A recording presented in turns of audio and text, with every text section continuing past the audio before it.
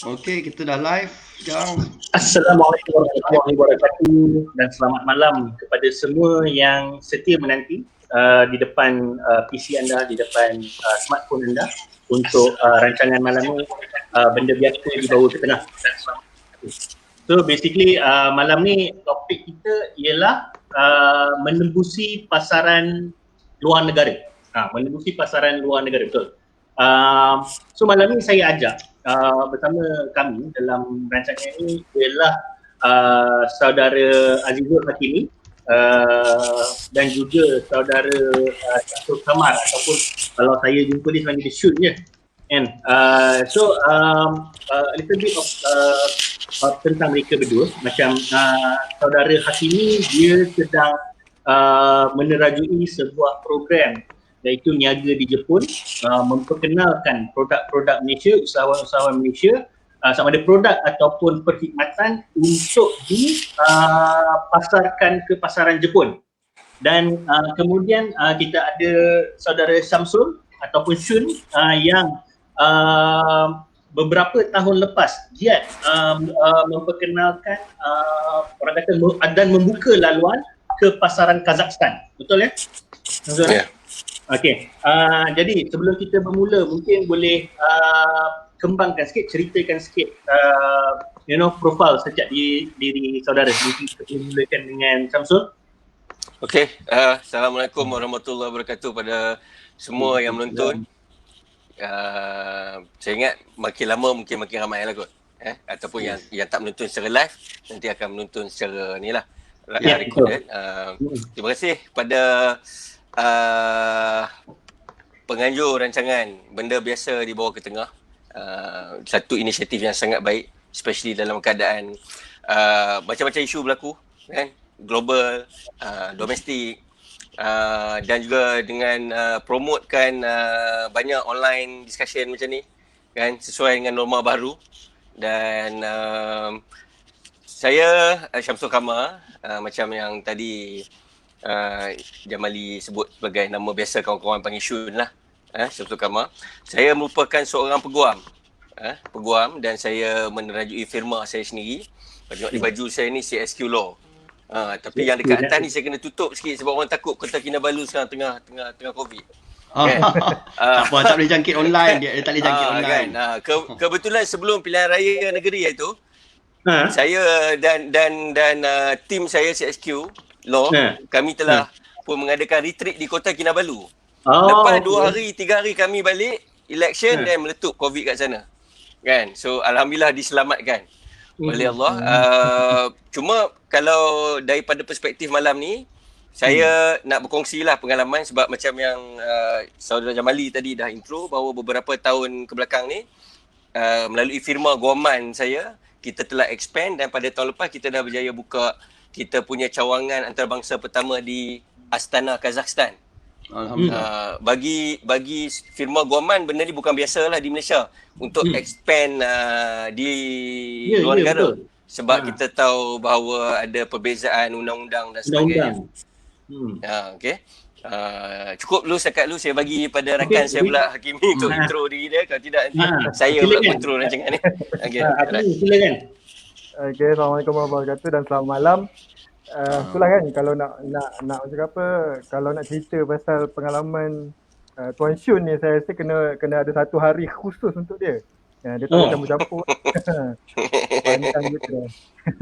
Alright, okay, nama saya Hakimi Subri. Okay, saya daripada Kanas Group of Company. Okay, kita bermula dengan company Kanas Holdings. Okay, yang mana kita hantar student untuk ke Jepun, kemudian kita berkembang digital marketing, kita berkembang IT, okay, kemudian kita berkembang dengan syarikat yang membantu untuk online seller, dan juga sekarang kita ada akademi untuk blockchain. Jadi dalam masa 5 tahun ni Kanas Group of Company telah berkembang 5 company, dan alhamdulillah pada awal tahun 2020 okay, kita dah berjaya set up company Kanasco Limited di Japan. Okay, yang mana Kanasco Limited di Japan ni kita nak bantu lebih banyak sebab kita tumpukan kepada 3 pillar, iaitu education, career, dan juga business. Okay. Jadi bermula pada bulan Julai sebenarnya tahun ni, kita dah dapat satu slot khas bersama dengan Shibuya Cross FM.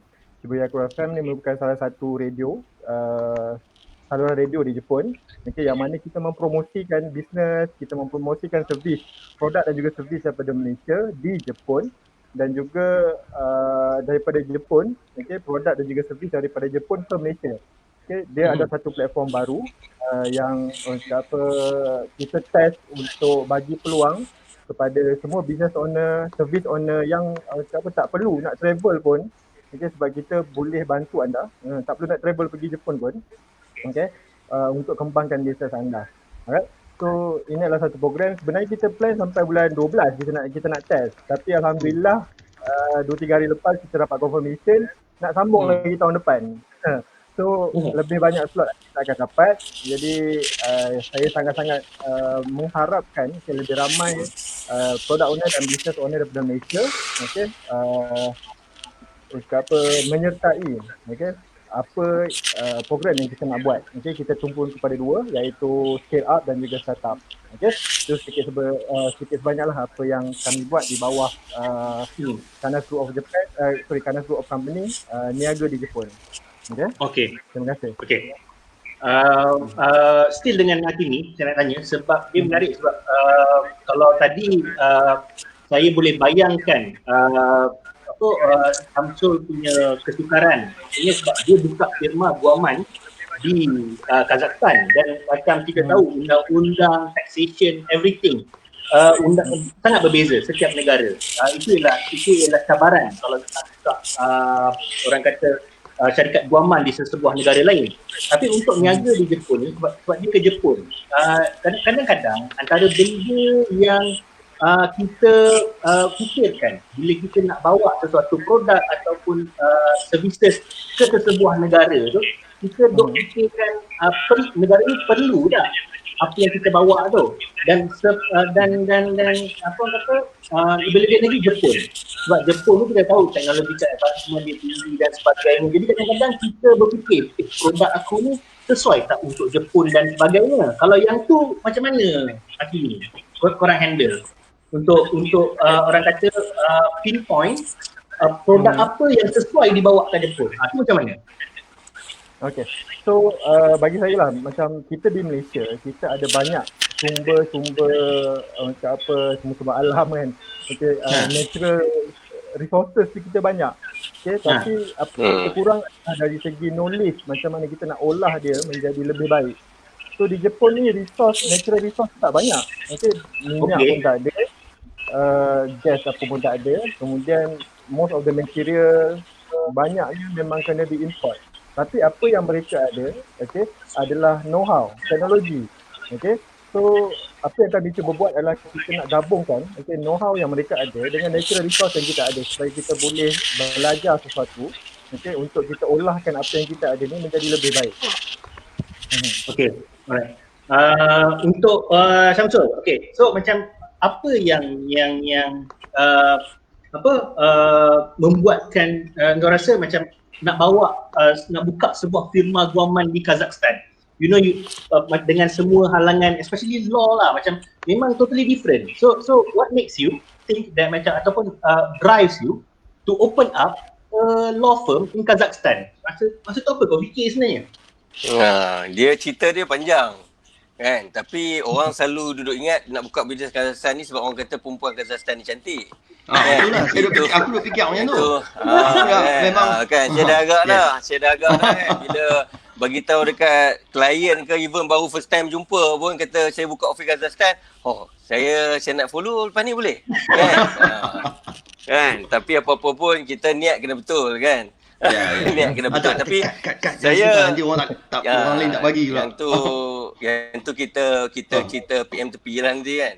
Tapi yang nak cerita balik kepada Jamali punya soalan tadi, dia bermula dengan kenapa Kazakhstan ni, of course lah, bukan semua orang tahu. Kita duk tahu cerita P. Ramlee je kan.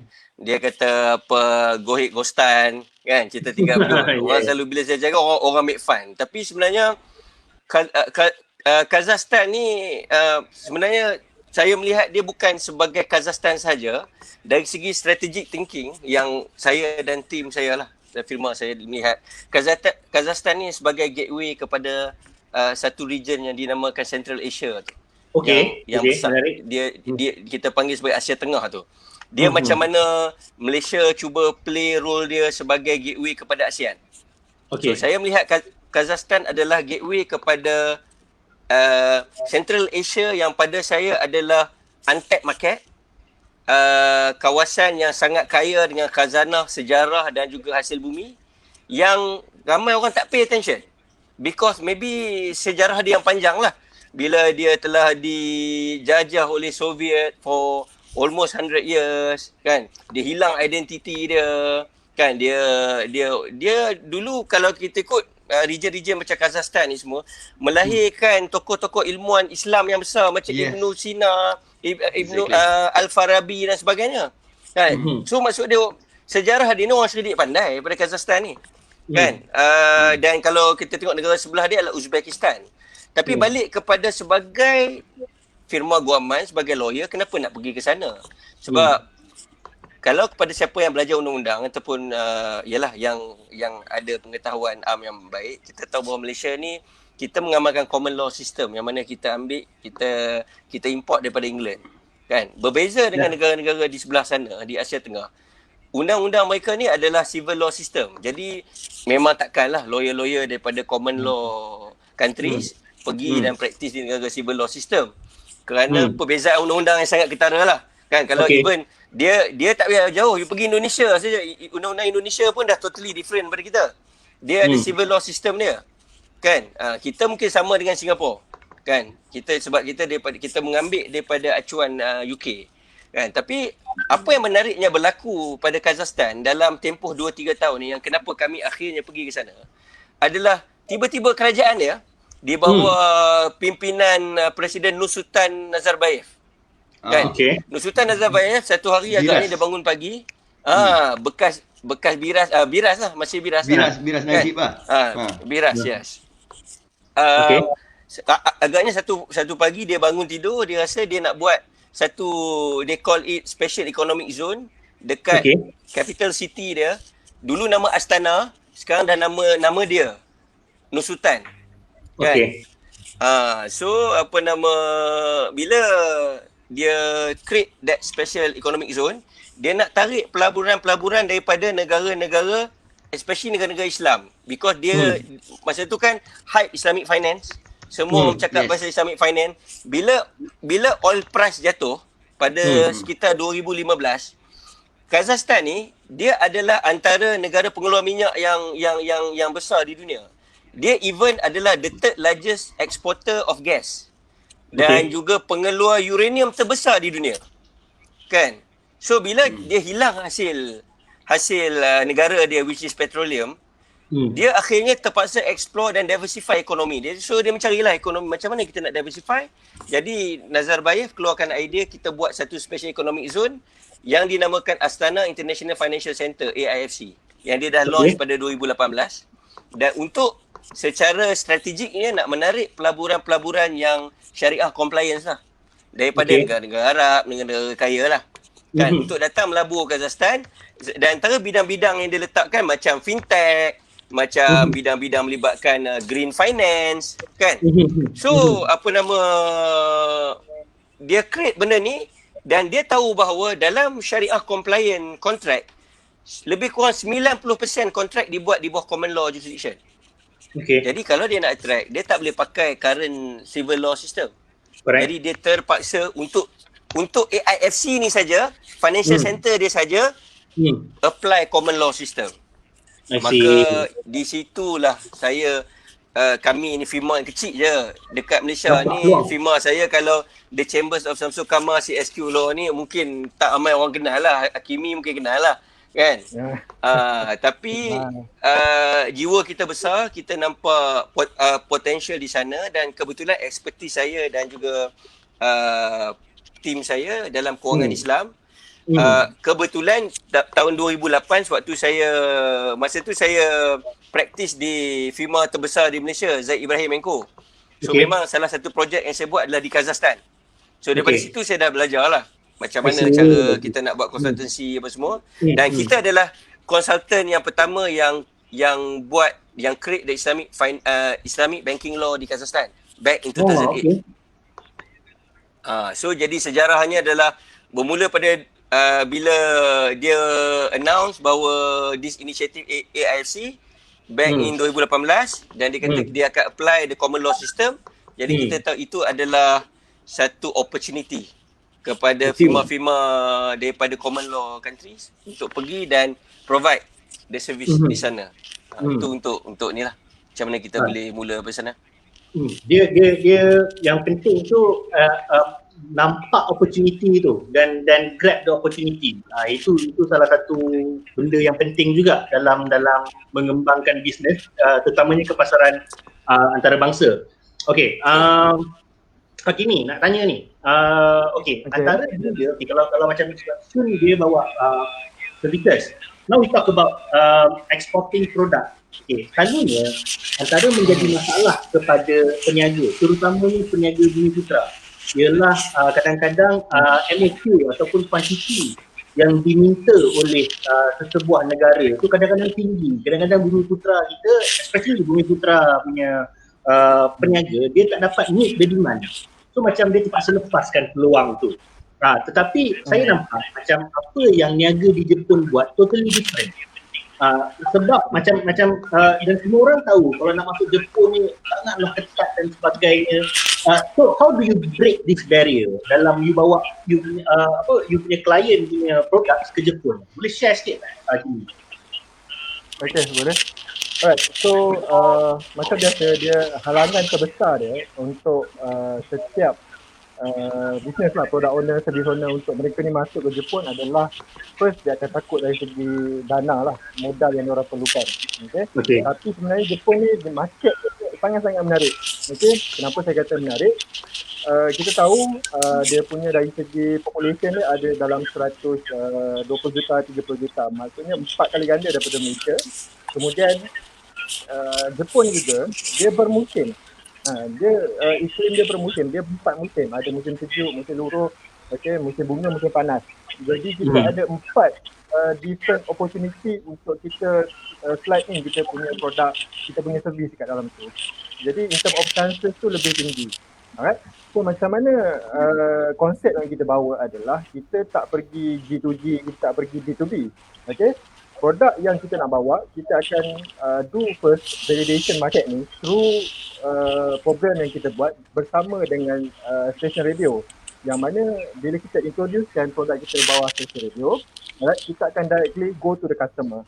So bila kita go to the customer, quantity dia tak perlu pun nak sampai 1 tan, 2 tan, 10,000, 20,000. Baru-baru ni apa yang kita buat dengan madu kelulut yang kita bawa, first kita dapat try order untuk 30 botol dahulu. So 30 botol ni bagi saya tak ada, basically tak sampai 10,000 pun, 1,000 pun tak sampai modal yang untuk hantar. So kita try dengan market ni, kita tengok market Japan, alright, sebab kebanyakannya yang pergi semua plan punya, okay kita kena dump 10,000, kita kena dump 100,000, end up produk tu tak boleh nak go. Okay, sebab basically benda tu tak boleh nak terima walaupun dia good product, tapi in term of macam design, in term of macam practicality tu tak kena. So before kita sampai that kind of level, apa approach yang kita buat adalah kita approach dulu customer yang listener kepada radio ni untuk mereka test dulu produk ni and then give their feedback. So once they give dia punya feedback, contohnya yang kalau kita dengar adalah in term of design, in term of macam material yang diorang pakai, apa yang kena ubah. So kita customizekan dahulu before kita boleh go something yang more bigger, okay, dengan kuantiti yang lebih banyak. So lagi satu sebab kita ada company dekat sana, okay, Kanasco Limited ni kita bukan menumpukan kepada kuantiti, tapi kita menumpukan kepada practicality dan juga penerimaan orang di Jepun tu macam mana. Even dekat Jepun kalau cerita pasal madu, benda tu is very very common. Very very common. Sebab mereka pun ada ladang madu sendiri yang besar kat Jepun, tapi kita ada something USP, unique selling point kita yang tak ada. Kelulut ni dia takkan hidup dekat negara bermusim. Okay, tapi dia much more sangat value dia tu sangat tinggi. Okay, jadi kita hantar dulu sampel, kita dah hantar pun sampel, dah sampai. Okay, and then sedang kita buat validation market. Okay, kita tak hantar 1 tan, 2 tan, 1 kilo ke tak, kita hantar 30 botol saja dulu. Okay, so ini different approach lah apa yang kita buat. Menarik. Kalau ada yang mendengar hari ni yang berminat nak ikuti program ni, sebab kebanyakan orang dia fikir macam modal kena besar dan sebagainya, tapi daripada cara program niaga di Jepun ni dibuat, nampaknya macam yelah kita validate dulu dan sebagainya, jadi modal yang diperlukan taklah besar sangat. So macam mana kalau ada orang berminat nak join ni? Sebab saya ada jual madu juga tu. Saya jual madu dari Yaman. Kalau boleh bawa pergi Japan boleh je tu. Macam mana nak join? Basically apa program yang kita buat ni, kita buat satu program nama dia Emily Channel in Malaysia. So kalau saya boleh share sikit lah, boleh pergi kepada kita punya website. Boleh. Kita punya website adalah emily-channel.com. Alright, saya share sikit lah dia punya ni. Alright. Sorry. Dia ada bunyi ni lah, overlapping. Ada buka, sesiapa ada buka ni tak? Buka lain window ke apa? Kalau boleh tolong tutup kan kejap. Mungkin ada kita ganggu bunyi. Alright. Boleh. Share screen. Okey. Boleh nampak. Okey, ini adalah apa yang kita buat lah bersama dengan Shibuya Cross FM. Ini adalah satu slot yang kita dapat khas untuk kita bawakan produk-produk dan juga servis daripada Malaysia. So melalui siaran radio, ini adalah secara live actually untuk bulan ni sebenarnya kita bersiaran pada hari Selasa 2 hari lepas. Okay. So kita bawa produk madu tualang dan juga English course. Okay, nak belajar English di Malaysia. Serta satu lagi adalah produk medical appliances lah. Barang-barang yang berkaitan dengan related dengan medical. Okay. So kalau tengok di sini apa yang kita buat, kita collaborate dengan Shibuya Cross FM untuk keluarkan slot yang mana ada video broadcast yang kita dah jalankan sebelum ni. Boleh tengoklah contoh yang kita buat. Kita preparekan satu video actually. Video tu dalam plus minus 3 minit kita ceritakan berkenaan dengan produk. Okay, and then bercerita tentang apa keunikan dia, kebaikan dia, and then kenapa orang Jepun perlu cuba benda ni. Okay, so kalau tak ada idea pun tak apa, actually boleh pass untuk kita pun producekan satu video untuk produk apa yang nak hantar ke sana. So kita akan editkan video, kemudian kita akan hantar. So basically radio ni apa yang menariknya sebab kita buat dalam 2 bahasa. Okay, ada bahasa Jepun dan juga bahasa Melayu. So once dia dah terangkan dia speak dalam Japanese, and then kita akan translatekan dalam bahasa Melayu.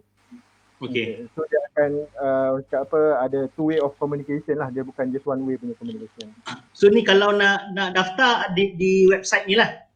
Di website ni pun ada, di belah bawah ni ada. Kita kalau turun ke bawah sekali, okay, ada nampak promote your business with us. Okay, anda boleh masukkan detail, nama, email, phone number, dan juga masukkan sedikit details lah, komen ataupun message, kemudian boleh hantar lah.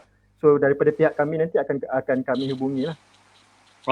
Okay, alright. Maknanya boleh daripada website ni boleh lah kalau ada yang nak sertai bawa produk ni ke pasaran Jepun. Okay? Betul. Alright.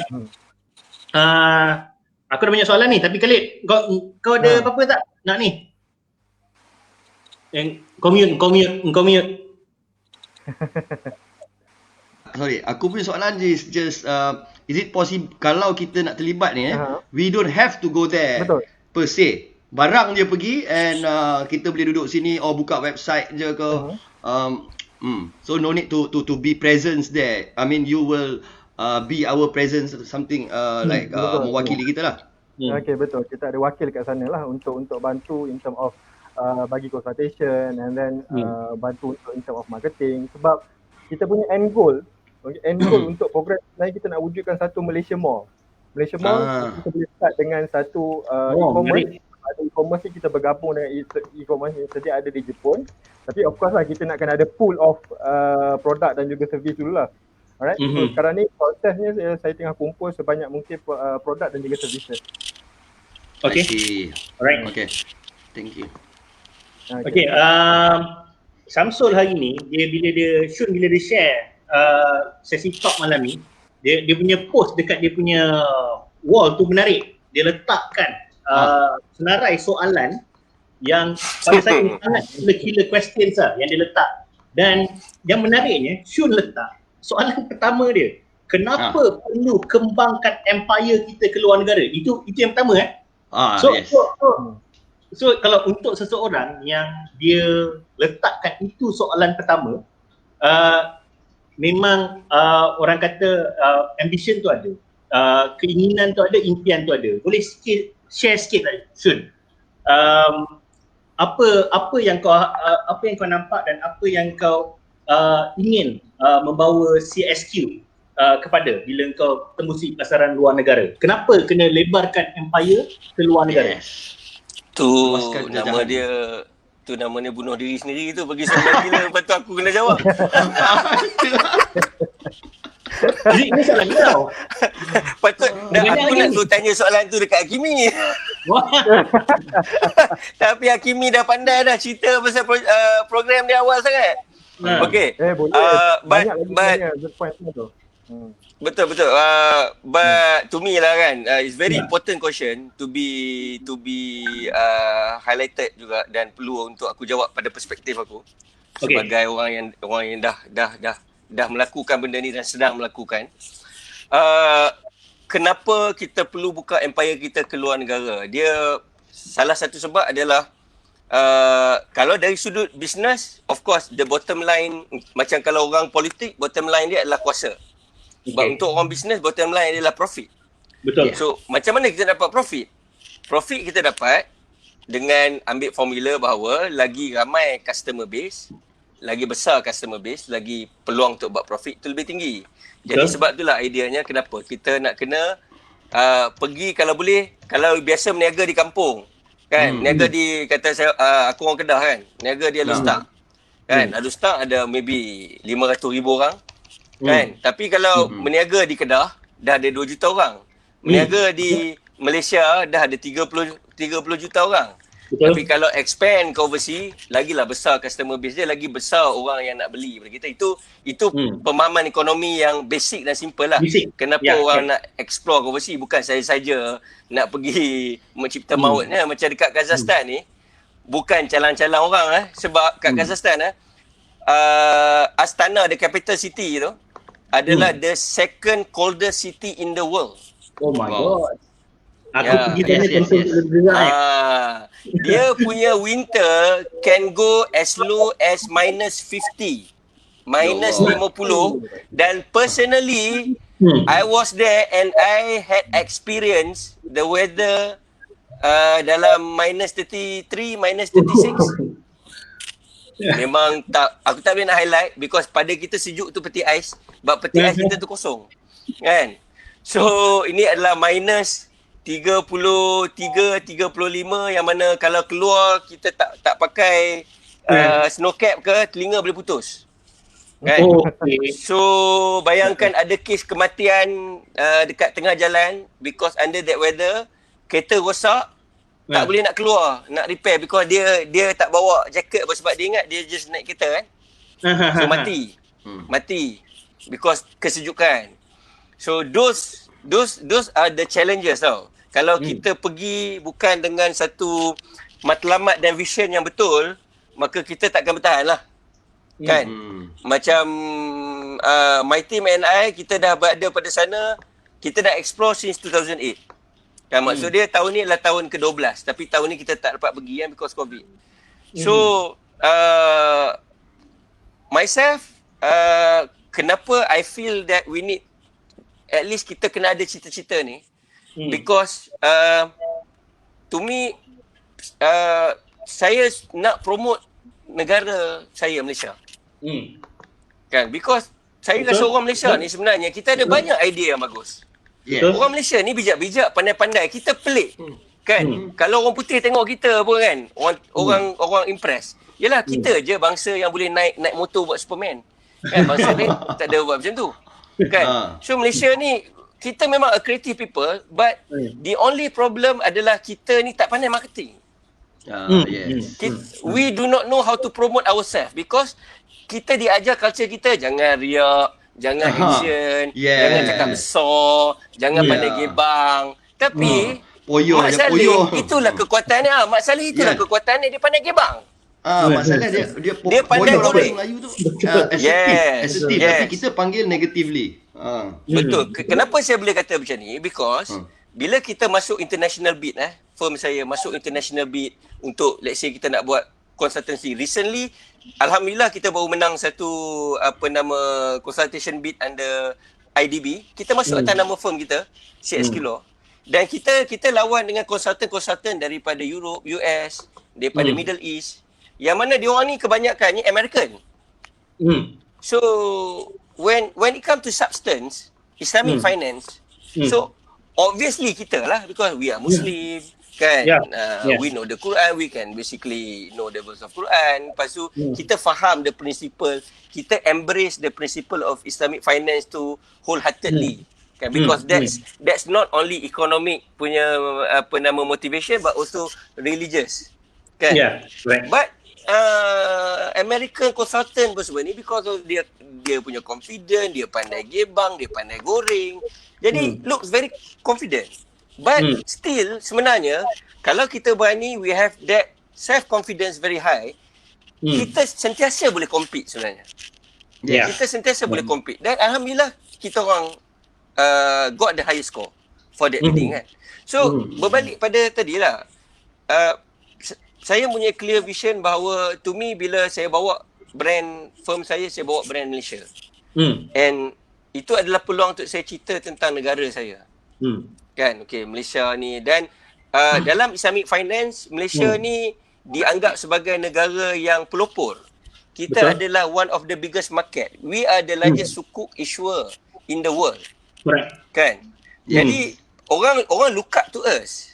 Kita kan? yang look down on us. Kita yang selalunya condemn orang sendiri kan.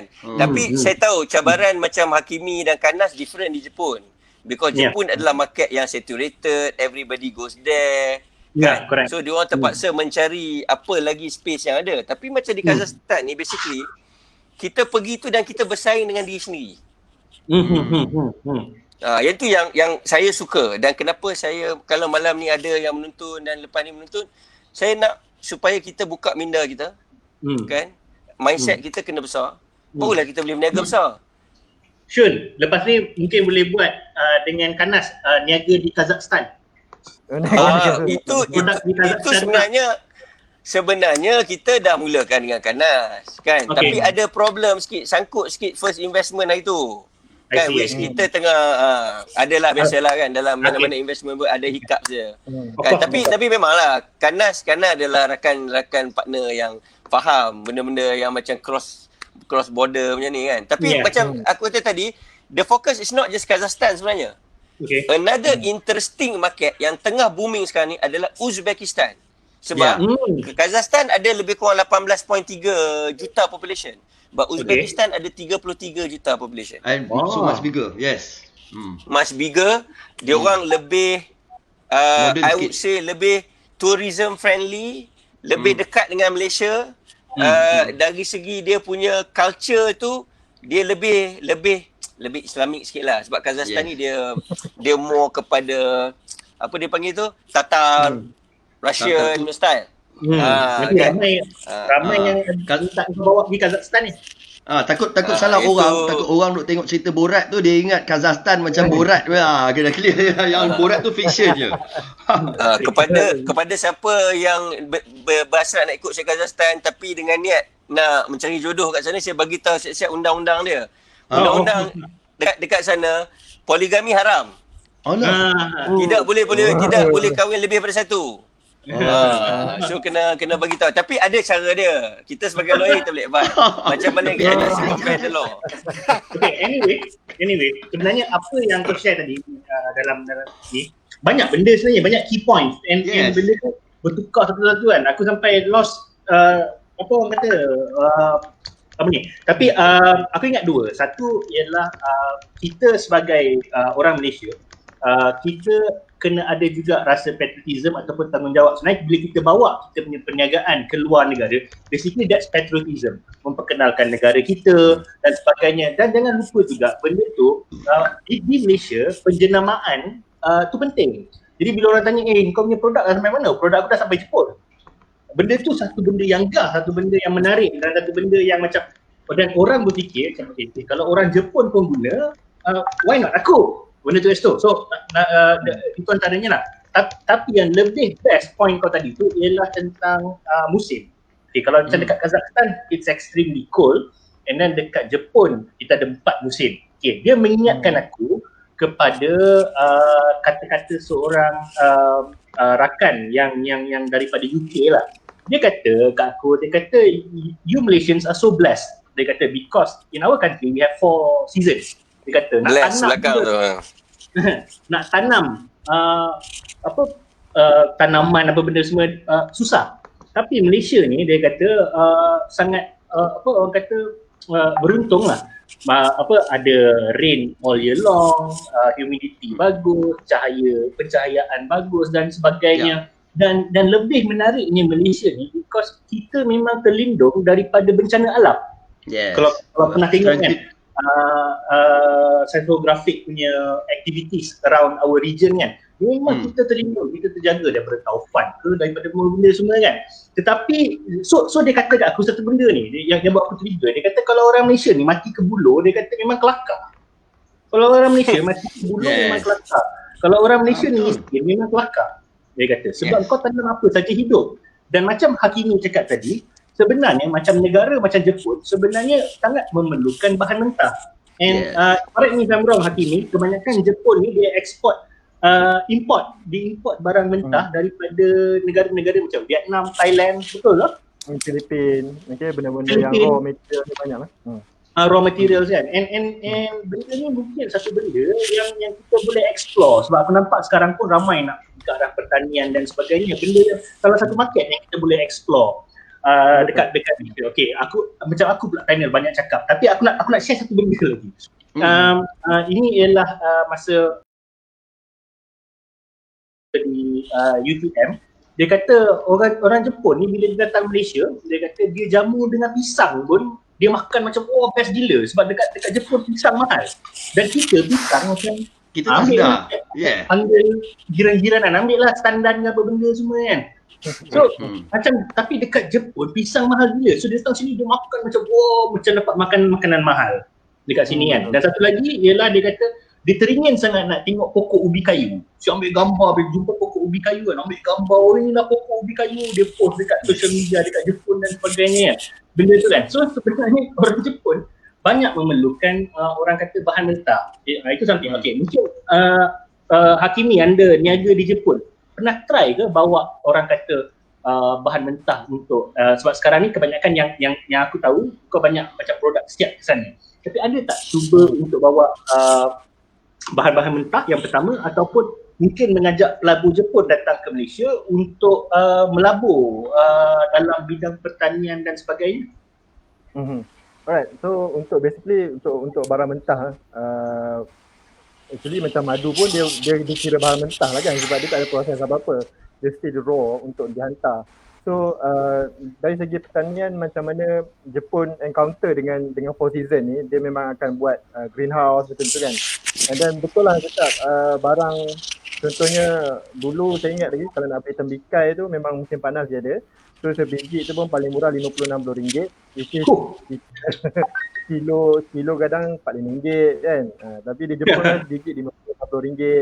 Durian tu sebiji pernah jumpa harga dia RM300-400. So jadi macam pisang memang pergilah buting mana-mana Jepun pun, brand Dole tu macam dia sebut dia Dole kan? Brand DOLE tu. So itu daripada Filipin. So pergi mana-mana pun banyak benda tu je lah, pisang tu je lah ada. So bila saya cerita kat orang Jepun pisang kat Malaysia ni ada berbelah jenis, dia macam tak boleh nak brand macam tu kan. So jadi aku nak, tapi dah ada pengen ekspor pisang dah ada lah. Mostly sekarang dia export daripada Filipina lah pisang tu. Dan ada ruang jugalah pisang Malaysia. Betul. Cuma in term of pertanian ni dia a bit tricky sikit. Dia akan ambil masa yang banyak yang panjang lah. So macam Syul pun cakap produk Malaysia ni bagus, idea kita bagus. Okay, kita memang sangat bagus, tapi something kenapa yang kita nak orang pergi ke Jepun adalah untuk belajar macam mana nak improvisekan produk tu. So macam kita kadang-kadang kita produk yang kita buat tu saya selalu kena tegur dengan partner kita. Produk yang kita buat tu kadang-kadang kita shock sendiri. Kita rasa benda ni dah bagus, tapi basically so kalau barang yang kita ada, adakah benda ni mesra pengguna? Kalau benda tu dalam senang tak nak koyak. Saya pernah nampak iklan baru ni, dia jual satu produk dalam packet. So bila nak makan tu kena gunting. So basically adakah awak letak sekali gunting tu dalam setiap pack yang awak jual tu? Tak kan? So kena cari yang lain. So di Jepun benda tu is something yang supposedly kau kena settlekan dululah sebelum kau finalisekan produk kau benda tu. So nak keluarkan produk, benda tu senang digunakan, tak payah nak fikir banyak, senang and then senang nak kena asingkan sebab Jepun basically semua benda nak kena asing. Dalam satu botol minuman, pack botol beli air botol tu, sebenarnya ada 3 sampah yang berasingan yang kena asingkan setiap kali nak buang. Label dia lain, cap dia lain. So kalau pergi Jepun, 3 jenis sampah, dia akan jadi 3 jenis sampah untuk satu plastik botol. So that's why kenapa kita nak pergi ke Jepun is once kita boleh pergi ke Jepun, kita dapatkan feedback, kita boleh improvisekan produk kita, which is tak ada masalah insyaAllah untuk pergi ke negara lain, untuk pergi ke global, pergi Europe, pergi sana tak ada masalah. Sebab banyak benda yang sebenarnya saya nak orang Malaysia belajar dekat Jepun. Sebab kalau kita tengok ranking 10 company yang more than 100 years. Okay.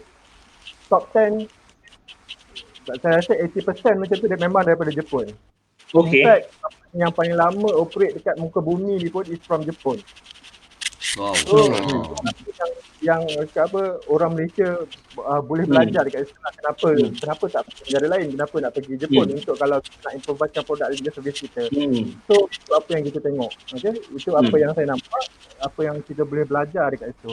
Sebab basically walaupun Jepun banyak brand kan, kita barang elektrik, Sony, Sharp, Panasonic, tapi sebenarnya kalau kita buka satu TV Toshiba tu, dalam tu ada part Sony, ada part daripada Sharp. Mereka bekerjasama untuk menghasilkan sesuatu untuk dipasarkan di tempat lain. Itu yang kenapa kita tahulah. Part yang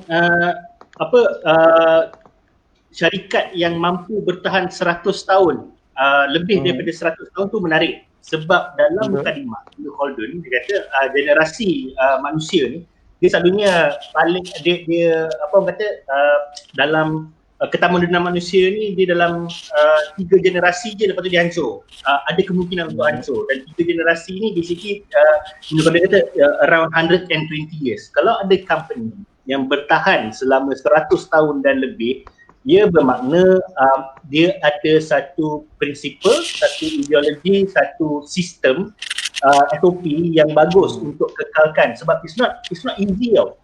Especially macam aku pun dalam bidang niaga juga, sebab nak ikut perkembangan semasa tu, adapt to changes tu susah. So kalau kau dapat bertahan 100 tahun dan lebih, maknanya your discipline must be right lah. Dan benda tu patut kita belajar.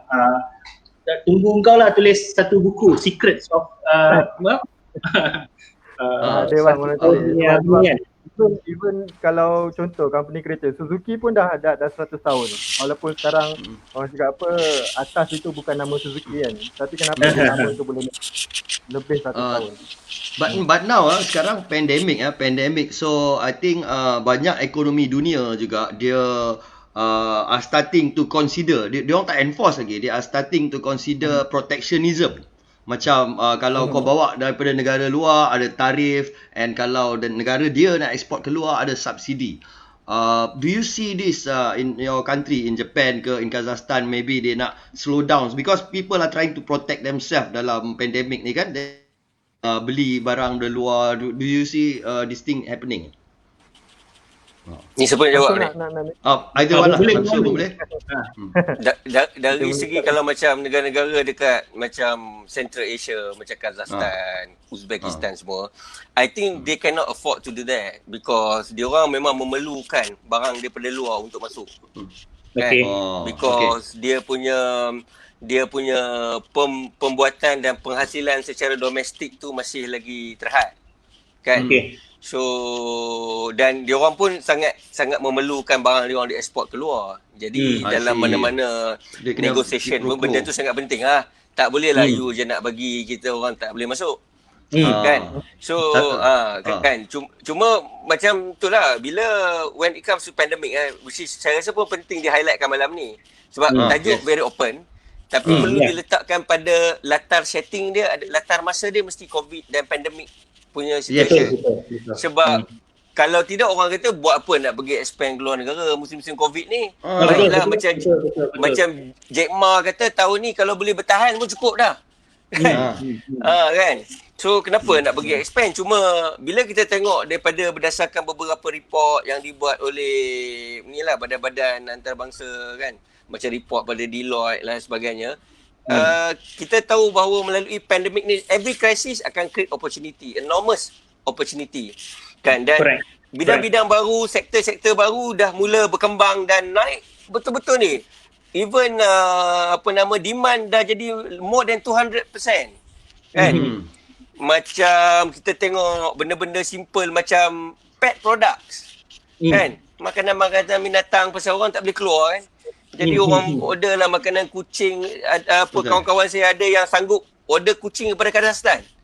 Sepanjang saya duduk promote orang market Kazakhstan ni, kucing lah, ada bukan kawan pusing saya lah. tanya, boleh tak dapatkan kucing daripada Kazakhstan? Ada.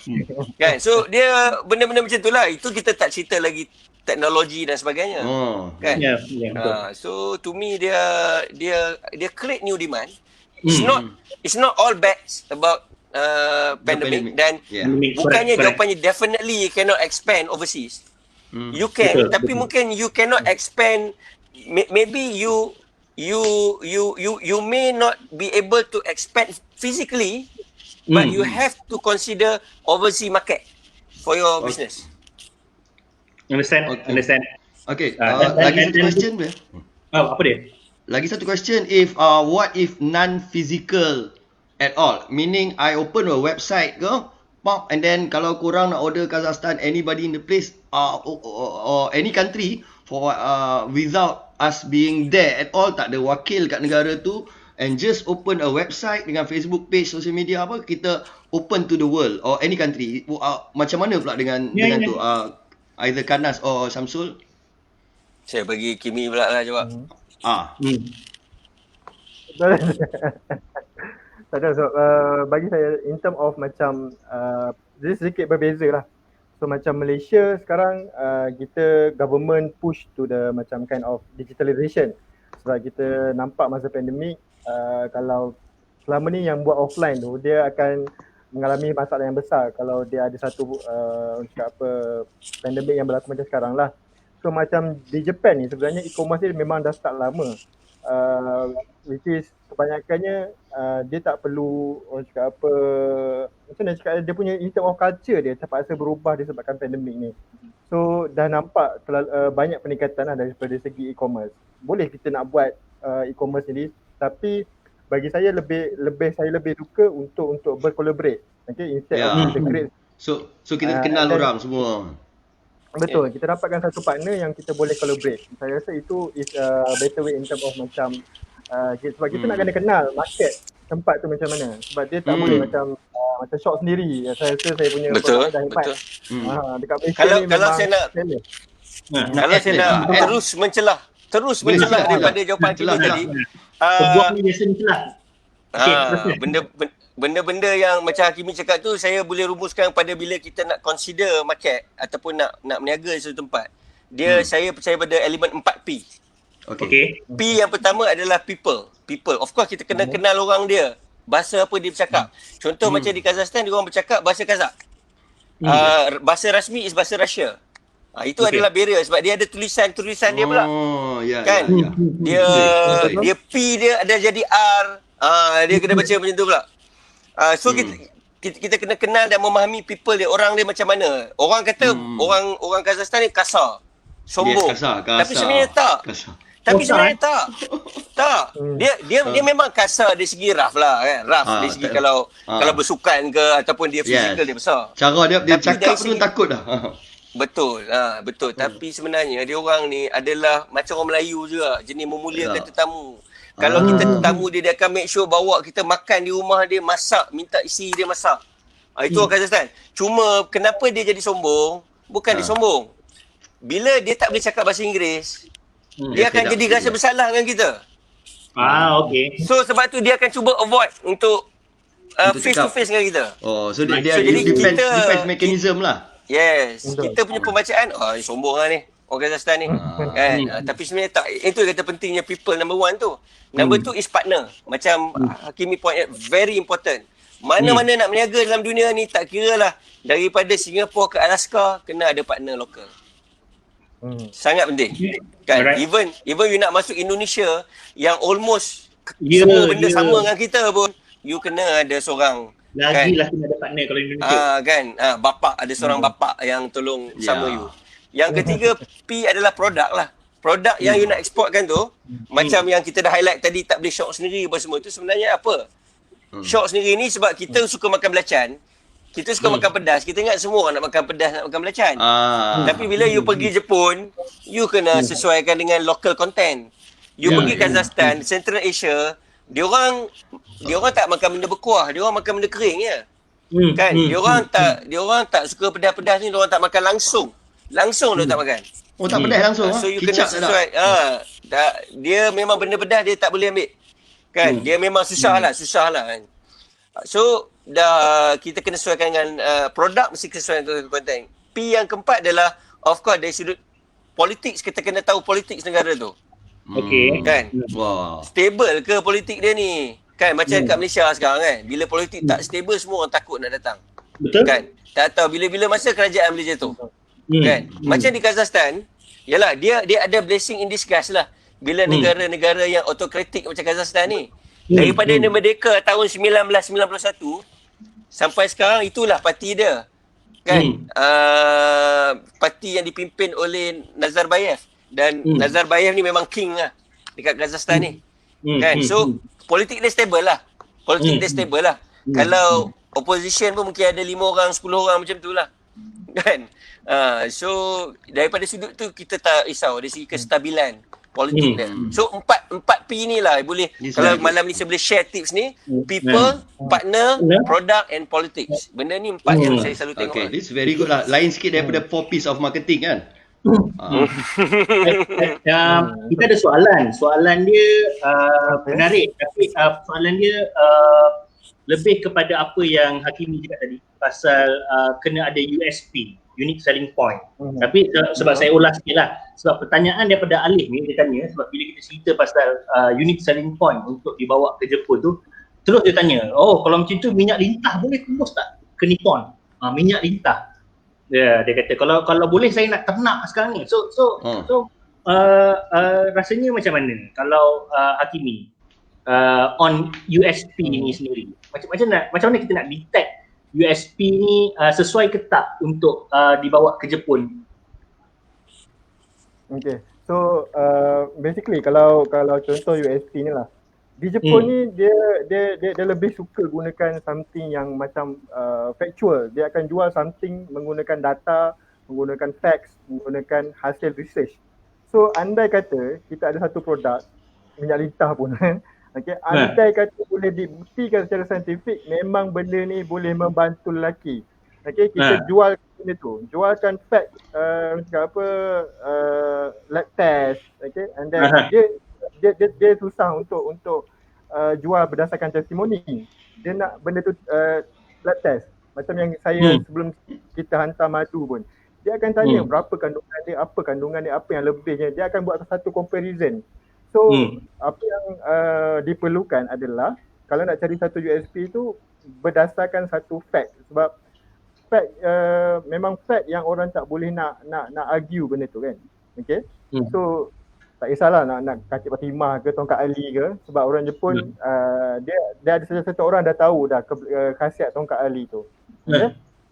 So basically lantak lah. Kadang kalau kita pergi Jepun pun memang kadang-kadang kita tak faham kenapa orang jual benda tu. Benda tu something yang basically tak perlu pun, tapi dia still boleh jual dengan volume yang banyak sebab dia tahu mana nak tackle, angle mana nak masuk dengan menggunakan USP tu lah. Okay, let's talk about intervention, intervention lah, bantuan daripada agensi kerajaan. So far, correct me if I'm wrong, yang kebanyakannya membantu produk kita untuk ekspor ke luar negara ialah MITI, betul? Ataupun ekspor produk ataupun perkhidmatan kita lah. Matrik lah, matrik.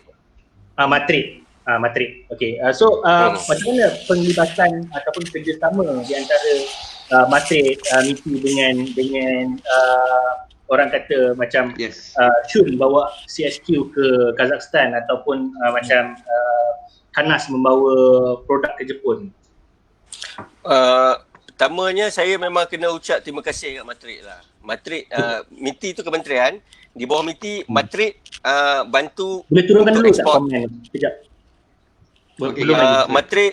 Matrik dia bantu untuk ekspor dan Maida bantu untuk import pelaburan masuk. Okay. So Matrik sangat banyak membantu dan kena kenal Matrik ni. Kena kenal agensi Matrik ni. Sebab bila kenal Matrik, di bawah Matrik ni ada banyak grant, dia ada sokongan dari sudut yang dalam bukan bentuk kewangan macam latihan, expo semua dia buat masuk sekali kan. Macam saya bermula dengan Matrik ni masa tahun 2013-2014. Masa tu saya cuba nak tengok peluang Islamic Finance di Korea. So saya ikut Matrik pergi untuk dia buat dia panggil dia panggil trade mission. Trade mission, because Matrik ni sebelum ni dia every year dia ada trade mission di semua negara di dunia, cuma dia akan clusterkan ikut region kan. So saya pergi, itu pertama kalilah yang mana dalam program tu sangat orang kata apa, fruitful dan sangat insightful dari segi dia bawa kita untuk mengenali negara tu, market, culture yang saya sebut 4P tadi tu. Basically ada elemen dalam trade mission. Yang paling best sekali untuk orang yang betul-betul nak berniaga adalah slot business matching lah. Yang mana contohnya macam saya kata, saya nak bidang legal ataupun consultancy. So dia akan matchkan kita dengan siapa yang ada demand benda tu. So dia dah jumpakan kita dan duduk dan bersimpang. Terus business deal. Terus bagi business deal. So macam dekat Kazakhstan ni, bila kita dah involve trade mission, jadi kita dipanggil jadi speaker lah pula. Dulu kita jadi participant. Kan? Macam last year dia buat di Kazakhstan dan dia buat di Uzbekistan. Dua sekali. Kan asalnya dia nak extend sambung ke Tajikistan. Tapi tak tahulah. Mungkin sebab masa dan kekangan sebagainya, dia orang buat dua saja. Dan ini ada benda yang Matrik offer. Dan CSQ sendiri, kita pernah partner dengan satu lagi company besar, iaitu Amani. Amani ni owner dia adalah yang berbahagia Datuk Dr. Dok Bakar lah. Saya boleh kata dia adalah syekh dalam Islamic Finance ni. Bukan saja di Malaysia tapi di dunia. Kan? One of the global expert.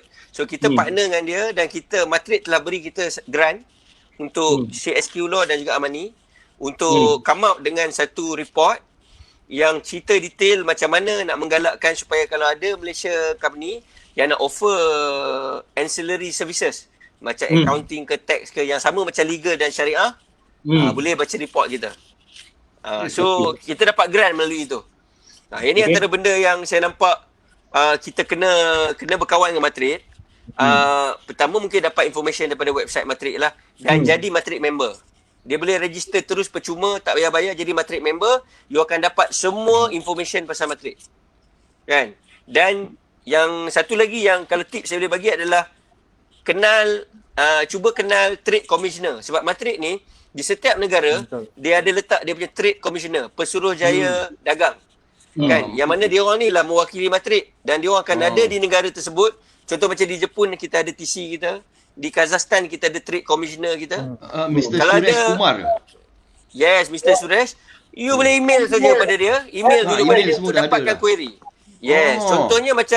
Contohnya macam you ada satu order daripada Kazakhstan. Misalnya you buat produk, ada satu order daripada Kazakhstan. You nak check background of the company yang order. Betul ke? Kalau you engage lawyer Kazakhstan, memang habis you kena sembelih lah. Pasal you foreign party, kan? Dia akan charge you not less than $10,000 lah, kan? Tapi kalau melalui Trade Commissioner, you boleh dapatkan information ni. Legit ke company ni? Boleh tak tolong buatkan search company ni? Saya nak tahu study betul ke? Nanti kan saya dah hantar order, company ni tipu dan sebagainya. So Trade Commissioner boleh bantu kita juga. Kan? Selain daripada embassy lah. Selain daripada embassy kedutaan kita. Ada soalan tadi daripada Puan Nur Syarina. Dia tanya, apakah cara yang boleh dilakukan untuk dapatkan partner dari negara-negara lain? Rasanya macam penerangan Shun tadi menjawab juga. Sikit lah. Menjawab sikit. Ataupun dia nak tambah ke? Mungkin macam Kanas cakap tadi pun, program macam Kanas tu pun akan boleh membantu dia untuk dapat partner pada negara lain. Sebab saya lebih suka sebenarnya pergi kepada macam ni. Orang yang dah ada di sana dan diorang buka, diorang throw pelampung pada kita. Daripada kita nak pergi gigih lah, cari kat Facebook, cari kat internet sendiri. Ini chances nak kena scam tinggi ni. Betul. Dia across board lah. Macam ke China pun ramai je usahawan kita, syarikat usahawan kita yang buka syarikat membawa orang ke China untuk memborong di China. Saya rasa ramai yang buat benda tu. Maksudnya itu yang penting. Yang kedua tadi tu, partner. Maksudnya siapa yang boleh bawa kita, permudahkan laluan. Bukan tak boleh nak pergi sendiri, tapi banyak hiccups lah dan akan banyak buang masa, banyak buang wang ringgit dan sebagainya. Betul lah? Benda ni Kalau saya tambah sikit lagi bab tu, sikit je saya tambah. Boleh. Benda penting yang terlintas dalam otak saya ni sebelum terlupa adalah saya tak galakkan, especially usahawan-usahawan muda lah macam kita ni, pergi sendiri. Okay, macam Kanas dia lain lah. Macam Hakimi ni dia boleh cakap Jepun. Saya memang sentiasa tabik lah. Dia partner dia Khairul, dia orang ni boleh cakap Jepun macam air. Saya tak pandai cakap Kazakhstan. Kan? Jadi saya cadangkan pada siapa yang nak explore, you pergi bersama-sama. You pergi macam you buat you punya own konsortium, you buat you punya own macam Matrix pernah buat satu inisiatif dinamakan Malaysian Inc. Malaysian Inc. Di mana dalam construction dia combinekan semua macam kontraktor yang apa semua dalam satu konsultan dinamakan Malaysian Inc. Dan dia orang ni pergi bid projek infrastruktur di Afrika. Atas nama Malaysia. So you tidak pergi dengan kekuatan you sendiri, you pergi dengan kekuatan ramai. Because Malaysia is just a small country. Kalau you nak masuk bid besar, bilion-bilion, kita akan kalah dengan negara-negara besar macam US, Japan, negara-negara Europe, kan? Sebab dia orang, company dia orang tu kadang-kadang lebih kaya daripada sebuah negara, kan? So saya galakkan kita pergi beramai-ramai. Kita pergi ramai-ramai with the lower entry cost dan kita cap kita punya risk kita. But we still explore the market. I think that's a brilliant idea. Okay, kita dah pun bersiaran. Sedar tak sedar dah sejam 3 minit. Kita dah overshoot 3 minit. So saya tambah sikit lah. Tambah Hakimi. Boleh. Sikit je. Alright, so ini adalah sedikit tips lah untuk tambahan kepada macam mana nak cari partner ni kan. So apa yang Shun bagi tahu tu dia in term of macam kita ikut agensi tu. So satu lagi cara adalah dengan kita cari someone yang pernah berurusan dengan orang negara sana. Jadi macam apa yang kita buat adalah dia macam kepentingan memang kena ada partner yang betul-betul faham market kat sana. Alright. Betul. So sebab nak buat background check kat sana, kalau sometimes ini pengalaman saya lah, kalau go through agency memang kita dapat kenal someone, tapi kita tak tahu di belakangnya tu cerita dia macam mana. So kalau ada 2-3 yang boleh kita kenal kan, kita kenal and then kita boleh buat sedikit background check lah untuk apa yang berlaku sebenarnya, apa pengalaman dia, and then betul ke tak betul dia punya ni kan. Sebab basically yang banyak bantu kami memang partner kami di Jepun lah. So every langkah yang kita nak ambil, so dia akan take time sikit untuk study. Once dia cakap go, kita go. Kita cari alternative lain lah. And then kita tahulah ada something wrong lah. Okay. Alright. Boleh. Ada apa-apa Khalid nak tanya last? Tak ada. I think it's very good already, but ada request untuk buat second part ni kalau kita ada masa lagi, kita boleh follow up lagi and into more detail, sharing sikit your experiences. Hari ni kita tak buka mukadimah dulu ni. Ini mukadimah. Ini chapter pengenalan je. Dengan Shun, macam Hakimi cakap dengan Shun, kalau dengan Shun dia seorang sejam tak cukup. Tak boleh lah. Saya kena dengan Kimi. Belum PM tepi lagi. Syuk, nanti kita banyak nak PM tepi ni. Okay. Itu kecap betul-betul. Apa-apa pun saya ingin mengucapkan terima kasih, ribuan terima kasih kepada dan juga kepada Hakimi kerana sudi meluangkan sejam berkongsi pandangan ni. Kalau daripada aspek konsultansi ni nak kena bayar ni, tapi hari ni bagi percuma pengalaman dan sebagainya. So kalau sharing is caring. Kalau sesiapa yang ingin orang kata bertanya lanjut kepada panel hari ini ataupun berminat nak tahu macam mana nak tembus, macam for Samsul, anda mungkin boleh ikuti beliau di Facebook beliau sendiri, nama sama je nama itu. Samsul Kamal sama. Ada cara tertentu, page tertentu ke nak contact kau Cun? Tak apa, boleh contact pada personal page dulu. Contact pada personal page dulu. Samsul Kamal, dan juga kalau siapa nak hubungi Hakimi, boleh menghubungi menerusi tadi emilychannel.com. Ya. Betul? emilychannel.com ada. emilychannel.com ataupun kalau Facebook dan juga IG tu Hakimi Subri lah, hakimi.subri. Hakimi.subri. Okay. So terima kasih kepada saudara berdua sudi melapangkan masa. Dan kepada semua yang menonton, terima kasih. Soalan-soalannya hari ni saya rasa selalunya banyak soalan, tapi hari ni soalan ni sikit sebab Hakimi punya dengan Syamsul punya penerangan tu agak power. Yes, very detail. Tanya soalan. Itu dekat sana. Yang baik itu datang daripada Allah, yang terkasar bahasa terkurang itu ialah daripada kami sendiri.